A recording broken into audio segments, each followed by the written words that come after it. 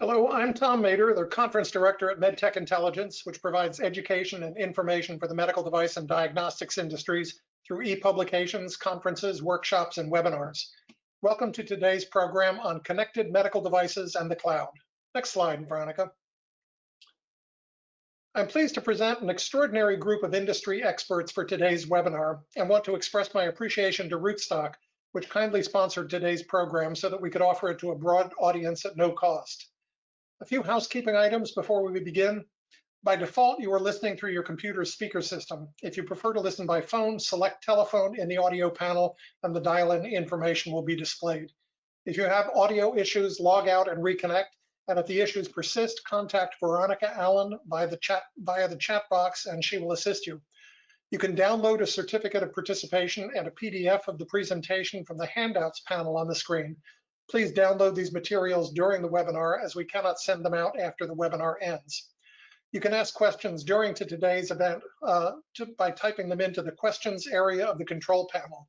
You can submit questions at any time and we will collect them and ask them at appropriate times during the program. Next slide, please. So public cloud computing platforms such as Amazon Web Services, Microsoft Azure, and Google Cloud offer tremendous undeniable benefits in reliability, performance, scalability, security, convenience, and cost. Amazon Web Services was introduced in 2006. Medical device companies were not early adopters, but by 2020, they are increasingly placing key components of device software and functionality on public cloud computing platforms. In a field governed by compliance requirements for safety and validation, this poses certain challenges. We all want medical products and services to be safe for ourselves and our families. There have been many discussions and there are many misconceptions about using the cloud for QMS and medical devices, but it has not been clear what best practices should be in this rapidly expanding area. Pat Baird of Philips, who will moderate the panel discussion today, initiated conversations with today's group of speakers and panelists. They approached AAMI, the Association for the Advancement of Medical Instrumentation, with a proposal to create a consensus report that would lead to a guidance on the safe and effective use of cloud computing as part of a QMS system or the functioning of a medical device. AAMI agreed and granted a charter to develop AAMI Consensus Report number 510. Today, you will have the opportunity to hear from the group about their work in progress and to ask questions or contribute your comments. And with that, let me turn the program over to our first speaker, Randy Horton, who is Vice President of Solutions and Partnerships at Orthogonal. Randy. Thanks, Tom. And big thanks to the MedTech Intelligence team for putting on this event and to all of you for taking time out of your busy work days and also your pre-holiday schedules now to attend this event. To add a little bit on one point that Tom made before, we're going to be presenting today on work we've been developing towards this AAMI Consensus Report on using medical devices and QMS in the cloud. However, we have not yet submitted this report and gotten it revised and approved and published by AAMI. So what you're hearing today is the opinions of the presenters who have been chartered by AAMI to submit their ideas, and hopefully sometime around Q1, some version of this will be published as official AAMI guidance. So what do we mean when we say cloud computing? Before we get started, it's probably good to make sure we've got a common definition without getting too deep. NIST has a great concise definition, a little technical as you would expect from NIST. Cloud computing is a model for enabling ubiquitous, convenient, and on-demand network access to a shared pool of configurable resources that can be rapidly provisioned and released with minimal management effort or service provider interaction. So basically, server-based computing used to be a series of products like network servers, storage and applications you had to procure, install, and manage. Now it all becomes an on-demand service. Or in financial terms, your fixed capital expenses to buy and manage infrastructure have become flexible operational expenses you can scale up and down as you need from third-party resources. Next slide, please. And this goes on to define some key characteristics that we'll cover briefly if you're going to call something cloud computing. Cloud needs to be on demand. A consumer should be able to log on, provision what they need online without having to call a salesperson or a support rep, such as server time, network storage, or more disk space, and scale that up or down as they want. Cloud computers need to be networked. Really, what does that mean? They're in a data center that's on the internet, and you've got good network access that can support mobile phones, tablets, workstations, connected medical devices, connected cars, anything. And to do that, you don't have to physically touch the computer to control it. You can control it remotely. Resource pooling. Basically, you're buying access to computing power and storage and bandwidth with the cloud, but you're not buying the actual computer. And somebody on the back end, the cloud providers, figuring out how to allocate the resources efficiently across all their computers. Your computing processing and data might be sitting right next to your biggest competitors. You wouldn't know, and the truth is you really don't have to care. It's elastic, like we said, cloud should be able to scale up and down as needed. So for a retailer, for Christmas, natural disasters, you scale up. For an employer, they might scale up during the workday when everybody comes in and is on the systems. Or for Netflix, you might scale up around July 4th at 5 p.m. when you drop an entire season of Stranger Things and a rather large number of people stay up all night to watch the entire season. Finally, it's measured. Basically, all usage in the cloud is instrumented so that the provider and you as the customer know exactly when and how you're using the computer. And by really instrumenting and getting that detailed granular view of what's going on, you can create some value-based pricing models that are really much more effective than having to make a large upfront investment and hoping that you'll then get a good utilization out of that fixed investment you've made. And this also talks about variation in the service models for cloud computing in two ways. The first dimension is software as a service, platform as a service, or infrastructure as a service. Software as a service you could think of as like Office 365 or Gmail. You're getting an application online. That's all you need. You don't care what happens below it. Platform as a service means you're building a solution online and you're deploying it, but you don't want to worry about the actual computers. You just want to know that they're there and you can get as much of them as you need. Infrastructure as a service, the third one, is really closest to the more traditional model where you are literally renting computers and they're your computers and you're getting a certain amount of computing power to do whatever you want. The second dimension I really don't want to go into other than to say that we are talking today about public cloud, not private cloud or hybrid clouds. And for the purposes of today's talk, if you know what that means, great. And if not, I really wouldn't worry about it. Next slide, please.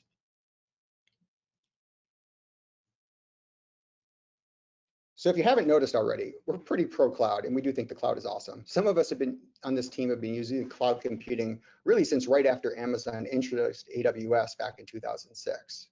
And there's been great growth in the cloud for some really good reasons. And the biggest one we would really tie back to economies of scale. It's really about the ability of the cloud to share infrastructure across organizations, standardize things on cost-effective utility computing, and scale up and down on demand. It's a very, very profitable business model for the providers if you've looked at the stock prices and financial reports of some of the major cloud providers. And all that profit creates an amazing capacity on their part to continually reinvest billions of dollars in profit in making their services even better. So as a cloud customer, what you're getting is constantly getting richer and better functionality at all points in the technology stack, better security, privacy, and organizational confidentiality, reliable systems, processing speed, network access, and just an ease of connecting information systems to each other. Next slide. We're also very pro-cloud in the operation of the QMS and medical devices. We're already seeing value for operating QMS and medical devices in the cloud. And we'll talk about some of those use cases today. We think this trend will continue. To be clear, we're not saying that all computing for QMS and medical devices belongs in the cloud, but we do think it has a very important role to play in our industry. And next, Bernhard Kappa is going to give some few examples of how cloud is already being used in medical devices and QMS. Bernhard? Yep, thanks, Randy. So there are a lot of different ways that the cloud is being used and can be used in and around medical devices. I've listed a couple of examples that cover a few common scenarios. Some of these are ones that we are going to be addressing as case studies in the consensus report and addressing sort of the major issues around those. But we're always looking for more interesting examples. So if any of our viewers have interesting examples, we have some contact information near the end of the presentation. Would love to get ones that you have gone through and worked through or that you're aware of. We're always looking for more examples. One of the areas where the cloud has been used a lot and will continue to be used a lot is in software that's used to support medical device lifecycle processes. Everything from EQMS to ALM, PLM, to configuration management, to manufacturing control. An example here that we have of this is a software defect tracking application for the QMS, where the storage and processing for the defect tracking is happening in the cloud. Then there are other examples where either the software is what you would call an MDDS, medical device data system, that is not part of the functioning of the medical device, but is used to capture and store data and information and report on that for a medical device. There are a lot of these, and this is one of the most common cases for the cloud, but it's also a relatively low risk area. The ones that we think are very interesting and where the thorny problems are those where it's actually medical device software that is in the cloud, software as a medical device, or that is part of medical device functioning. So, for example, a skin cancer detection software system where photos are captured in a smartphone app. The images are analyzed by an AI algorithm in the cloud, and the results returned via a smartphone app.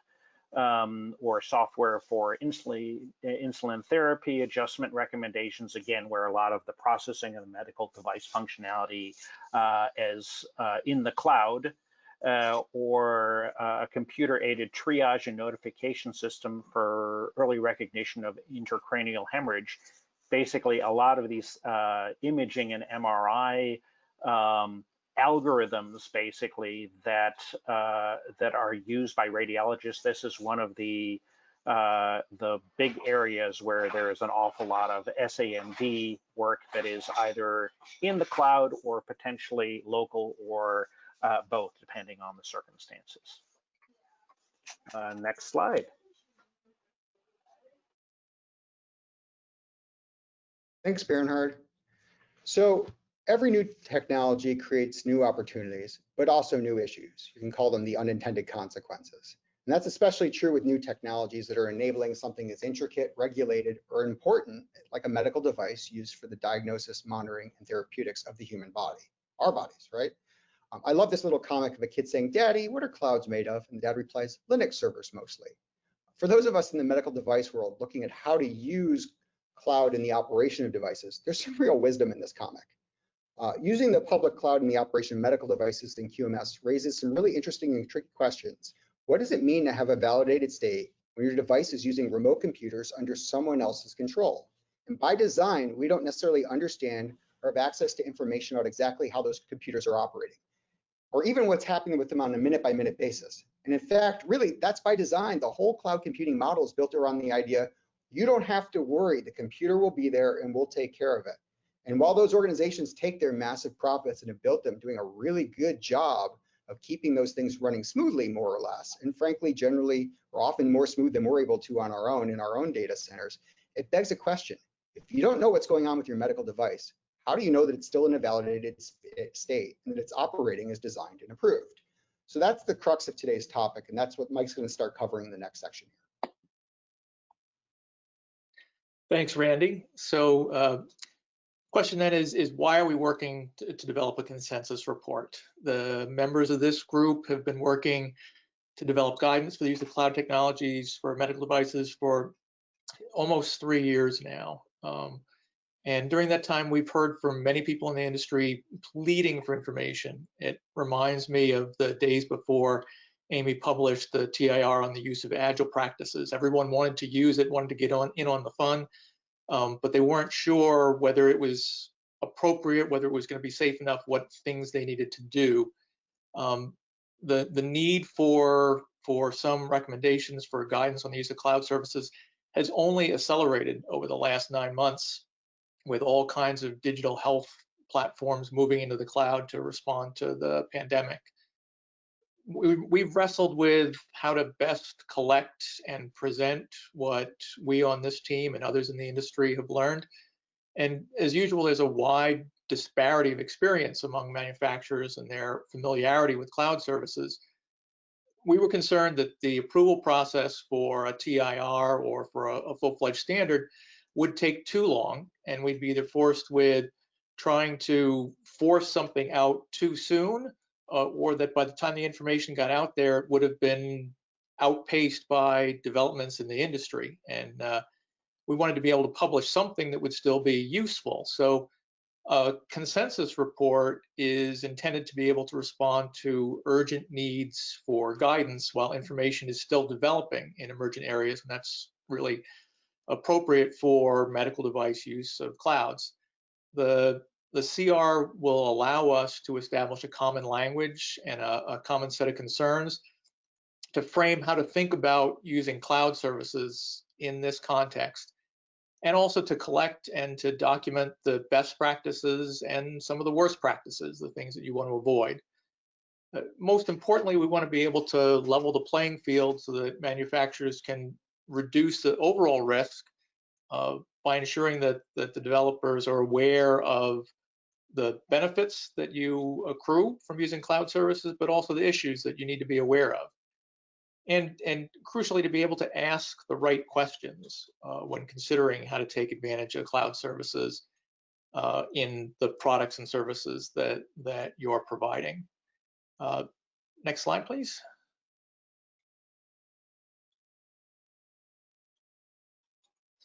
So using cloud services for medical devices, it's really about trade-offs. It's recognizing the value of what new things this technology can provide, but also understanding what we're losing by abandoning the old ways of doing it, and identifying where the real issues are versus the perceived concerns or the fear of adopting something new. The trade-off is gaining a tremendous amount of flexibility, functionality, and return on investment from the economies of scale that these cloud providers and not just the big service providers, but also those providers that offer niche services that are based in the cloud. That is balanced against losing some level of control and some level of visibility about how the computing that you're using is actually working. Overall, we believe that the trade-offs are excellent, and that the new wrinkles, if you will, of the cloud for medical devices and quality management systems, it's a very good trade-off. But that certainly doesn't mean that it's appropriate to use the cloud in every situation or without certain special considerations related to the safety and efficacy of how you're using it. Next slide, please.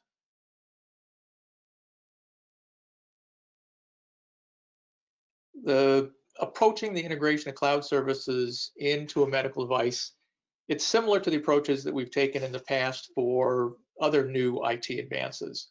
Cloud services share a lot in common with the adoption of multifunction devices, distributed network systems, and AI. With multifunction devices like distributing your app or your service on a smartphone, you're giving up some control over the hardware and the operating system that the device runs on, but you're still ensuring that your product is working the way it's intended. With distributed systems, you're giving up control over the network, over the connectivity, and in certain instances over the security of the information that you're transferring. And with AI, you're giving up control over or at least some control over the algorithms and how decisions are made or being reported. Just like with these other technologies, when you're adopting cloud services, your quality system needs to adapt in order to make sure that our devices stay safe and effective. Cloud changes, or the changes driven by cloud adoption, fall into 5 areas within your QMS: risk management, security management, and they go together really defining what it is that you need to be concerned about. Validation and what your validated state looks like, and then change management and purchasing controls associated with your service providers. In each of these areas, we're developing a set of questions that need to be considered and addressed. Things like, what type of changes do you need to have prior notification of, and what types don't you? And along with those questions, a set of suggestions or recommended approaches where we believe that there's a consensus among the experts in the field. Our assumption is that cloud technologies have less risk in some areas, like security and scalability, but more in others, like transparency of the changes and maintaining a validated state.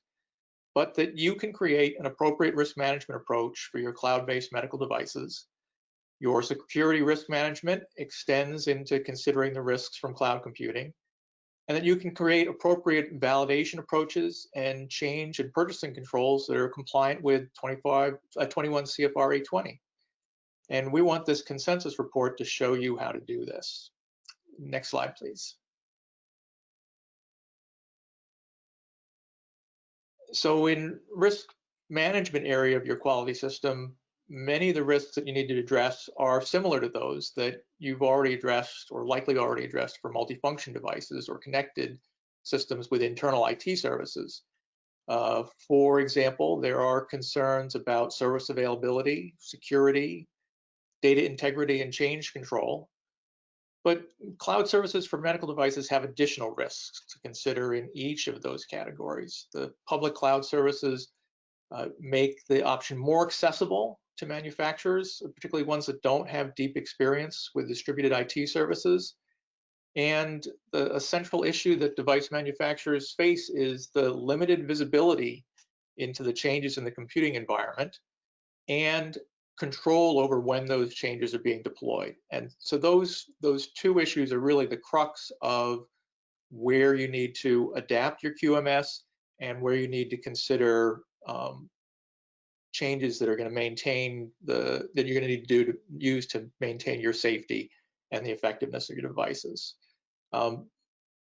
As Randy mentioned earlier, and Bernard somewhat too, there's a significant difference in patient risk related to the computing environment for devices, or for quality management systems, or for tools that you do production control software that you're moving into the cloud, versus ones that have a direct clinical impact on the patient. Those have a direct, those device outputs have a direct effect on patient risk, whereas the QMS and production controls have secondary types of effects, and there's often redundant detection controls that reduce the risk even further. So that distinction needs to be reflected in your risk management and your validation approaches. The types of changes that you need to consider are additions to services or improvements or fixes that the cloud provider offers. There's security vulnerabilities, and you need to address those specifically in a security risk assessment. And things related to scalability and load balancing. Your service providers need to be able to accommodate a wide variety of customers, and their needs may spike at different times. And so your service might be subject to changes in scalability or changes in the location or the performance of the computing that's being done. You need to make sure that you consider that as part of your risk assessment. And then finally, you need to be aware of, just like for many of your other suppliers, what to do in the event that there's a disaster and that they can no longer offer that service, or if they choose to go out of business or stop providing that product. How will you address that with your products that are already in the field? Next slide, please. With security and compliance, the key differences there are that you may not know what vulnerabilities are present in the software or the systems that are underlying your service. And you may not be notified when those services are under attack, or when they've been attacked and there's been some type of exposure.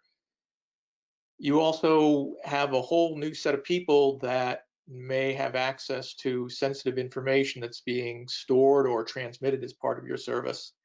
And then finally, you may have restrictions on where, what legal jurisdiction or what geographic area your data is processed in or stored. And so you need to identify all of those issues and track them and develop mitigations for them, just like any other risk or security concern in your system. Unique probably to cloud platforms is that you're likely running on a shared service with other customers, some of which may have less security restrictions or concerns than you do. And so there's a possibility of lateral spread, that an attack on one of those other customers that breaches their internal security could leak into your service. And so those shared resources, whether it's the computer or whether it's the network or whether it's the storage systems, may be compromised, and that may impact your service. So it's just important to be aware of those, to consider those as part of your assessment, and to develop mitigation strategies for them. And then finally, to also develop mitigation and recovery strategies in the event that there is an exposure or there is an incident that causes you to either lose the ability to provide service or expose data that should not have been publicly exposed. Next slide. So the crux of it then becomes, given that information that you've developed in your assessment of the risks of moving some services or providing some services through a cloud system, is how do you validate it initially when you may not have full visibility into how the service is being conducted, and then also how you maintain that validated state. In a cloud environment, it helps to think about validation as a continuous process. In practice, it's not, but the interval at which you confirm that your system remains in a validated state depends both on your risks and the types of actions that it can occur. And it's likely not to be one single interval, but for some types of aspects of your system, you're going to want to do continuous monitoring. For others, you may do it on an hourly basis or a daily basis. And then others, you may just routinely specify a period of a week or a month or a year where you do a full revalidation just to ensure that nothing's escaped that you weren't covering in those other activities. There's a trade-off to be made in designing your system and designing your validation strategy that requires a balance between designing in resiliency. So anticipating what the types of failures are or the types of risks you may have in a cloud system, and designing your system to be tolerant of that, so that in the event that there are changes in network connectivity or latency or the underlying operating system, that your service isn't affected. Balance that against the need for more frequent or real-time monitoring and verification of your system. It's important to frame what it is. What does your validated state look like? And then that allows you to identify and build the testing and monitoring structures that you need, and to figure out how frequently you are going to need to reestablish that. Next slide, please.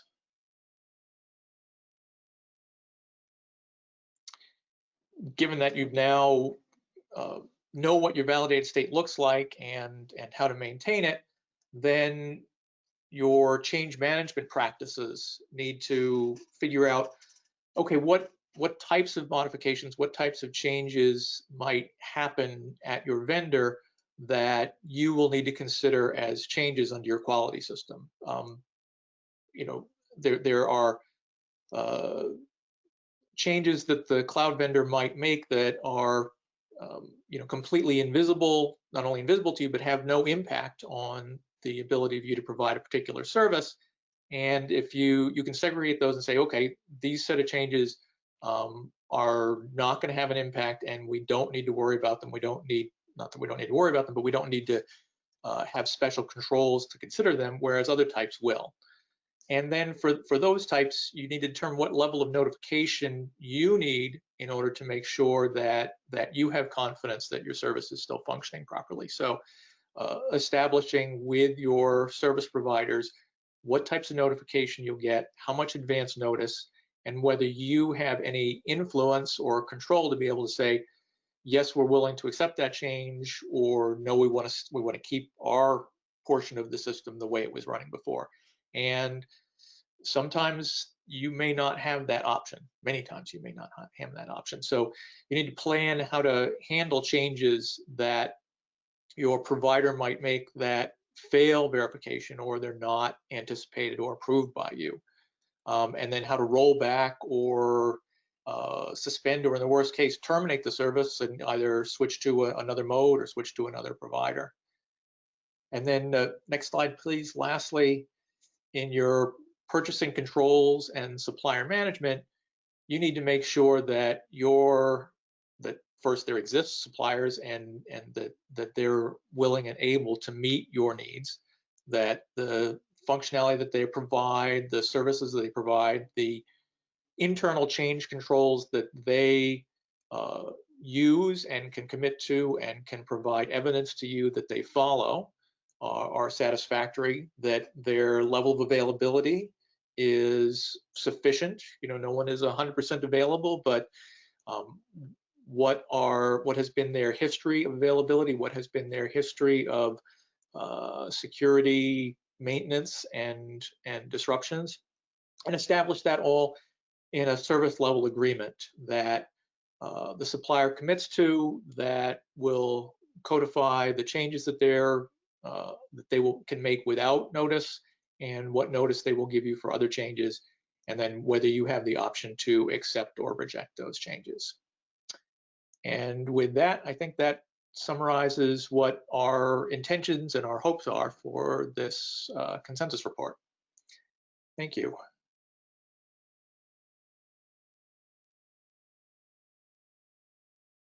Thank you, Mike. So as you can see here, this comic was created by the company CA Technologies, and there is this smiling guy about to drop his laptop out of the office tower window, saying to the other guy, "Oh, come on, sir. I'm pretty sure there's no need to monitor the transition of our workload to the cloud." And I like a lot this picture, which raises a question: what could go wrong when we add the cloud to the mix for QMS and medical devices? Or as Mike mentioned earlier, what are the worst practices today?